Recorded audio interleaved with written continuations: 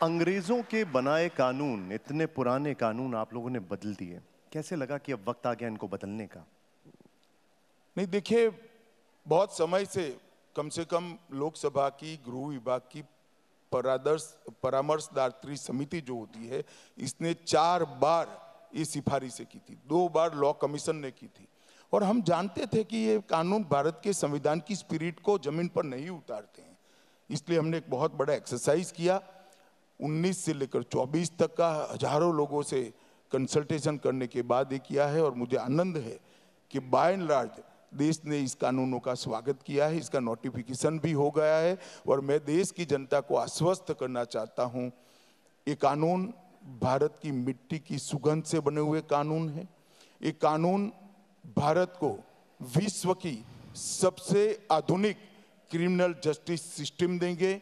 और एक कानून पूर्णतः अमल में आने के बाद मेरा आपको विश्वास है, मैं स्टडी कर कर बता रहा हूं कि 3 साल में किसी भी एफआईआर का जजमेंट सुप्रीम कोर्ट तक कहा जाएगा। इसको कोई नहीं रोक सकता।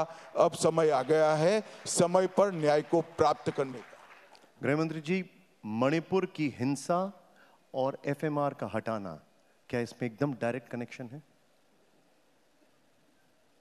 एक प्रकार से वहां से जिस तरह से नारकोटिक्स की तस्करी हो रही थी, घुसपैठ हो रही थी, और इसके परिणाम स्वरूप यहां पर नस्ले हिंसा बढ़ी। इसके कारण ये तय हो गया कि अब समय आ गया है कि ब्रह्मदेश की सीमाओं को भी हम बाड़ भी लगा दें और एफएमआर को भी समाप्त कर दें। इसलिए गृह मंत्रालय ने निर्णय किया है कि म्यांमार की पूरी सीमाओं को हम आने वाले समय के अंदर बाड़ लगाना शुरू करेंगे। बाड़ का पहला लगाना ये कुछ दिनों में शुरू हो जाएगा और ये 5 साल का कार्यक्रम है। और एफएमआर को भी बंद करने का हमने फैसला लिया। उत्तराखंड में लागू हो गया है, केंद्र में कब लागू होगा यूनिफॉर्म सिविल कोड, कब लाया जाएगा? देखिए, आप लोगों के लिए यूनिफॉर्म सिविल कोड पॉलिटिकल मुद्दा हो सकता है। ये बहुत बड़ा सामाजिक सुधार है। ये लोकतंत्र की बेसिक मांग है कि देश के अंदर किसी भी धर्म के आधार पर कानून नहीं होने चाहिए। देश के कानून आज की परिस्थिति से अनुकूल और जनता के हित में होना चाहिए। हमारी संविधान सभा ने भी अनुच्छेद 44 में directive principle of states policies के तहत ये लक्ष्य रखा था देश के सामने कि विधानमंडल और देश की संसद उचित समय पर समान नागरिक कानून को लाएगी और देश में इसका इंप्लीमेंट कराएगी। भारतीय जनता पार्टी की जब से स्थापना हुई तब से हम कहते थे कि इस देश में 370 हटाएंगे, इस देश में समान नागरिक कानून लाएंगे, इस देश में 3 तलाक को हम समाप्त कर देंगे। और जब से 90 से हम कहते थे अयोध्या में राम मंदिर भी बने। हमारा कोई नई बात नहीं, पार्टी बनी तब से हमारी मांग है और ये देश की संविधान की हमसे की गई अपेक्षा है। संविधान सभा में कौन था?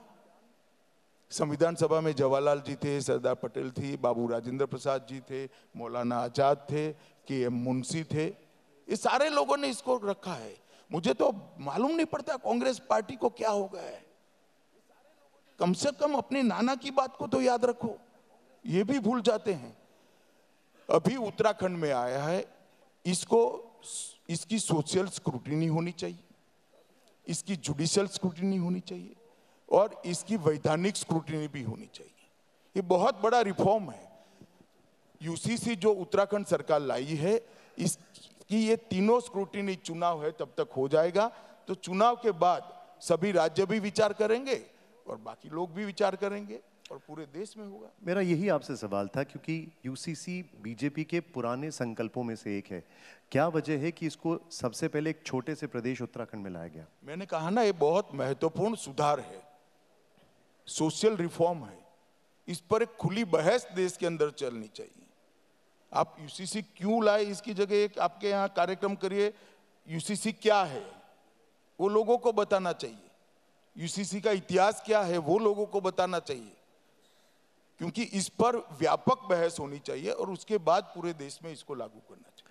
एक काउंटर क्वेश्चन विपक्ष की तरफ से ये है कि ओवैसी साहब और कई और लोग ऐसे कहते हैं कि ये हिंदू कोड बिल है, हिंदू राष्ट्र बनाने की कोशिश है। कोई सवाल ही नहीं पैदा होता। हिंदू कोड बिल नहीं है। देखिए, मैं आपको बताता हूं, ये भ्रमित करने का प्रयास कर रहे हैं। हिंदू धर्म के अनुसरण करने वाले लोगों ने भी ढेर सारे सोशल रिफॉर्म को एक्सेप्ट किया है।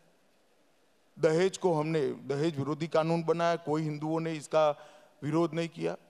हमने अपने अग्नि संस्कार की पद्धति के अंदर इलेक्ट्रिक अग्नि संस्कार को स्वीकार कर लिया, किसी ने विरोध नहीं किया। सती प्रथा बंद कर दी, किसी ने विरोध नहीं किया।